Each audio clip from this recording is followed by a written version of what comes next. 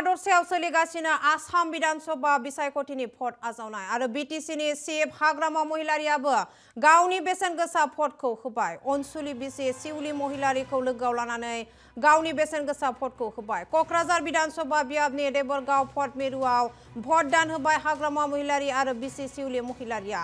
दासान्दि सोलिगासिनो भट आजावनाय हाबाफारिया आरो 5 रिंगासिम सोलिगोन भट आजावनाय हाबाफारिया।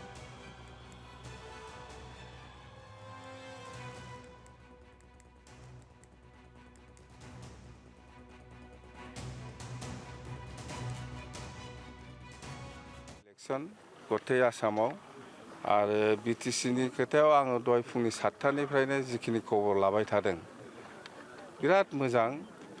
जोंनि बिपिएफनि 11टायाबो खोब मोजां आरो 4 बिजेपिनि बेबो खोब मोजां। मथथे एकदम 100% एक्सिलेन्ट भट जागासिनो दङ आरो जोंनि फेभाराव। माने बिटिसि एरियायाव 15टाबो थांगोन आरो सरकाराथ' एनडिए हिसाबैनो फाइनाल आरो चिफ मिनिस्टारा डक्टर हिमन्त बिश्व शर्मा बिथाङानो जागोन।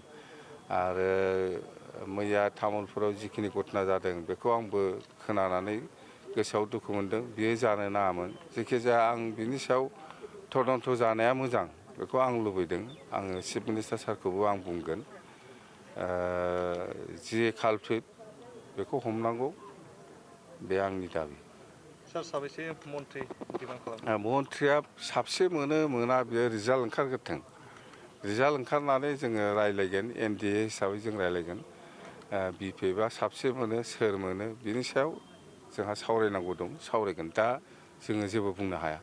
मथथे बिटिसि एरिया हिसाबै रिजाल्टआ एक्सेलेन्ट। बिजेपिनाबो बिराद मोजां, बिपिएफनाबो बिराद मोजां। इउपिपिएलआ जिर'। इउपिपिएलआ जिर'। इउपिपिएलनो सोर भट होनो? इउपिपिएलनो भट होनाय माने गावखौनो माने सरसोमनानै लानाय, बे फोथायनानै लानायसो जागोन।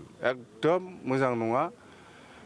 आं बुंबाय थादों इउपिपिएलनि खोथा बा सोरबा प्रमद बर'नि खोथा बा सोरबा दिपेन बर'नि खोथा लानानै जुदि जोंनि रायजोफ्रा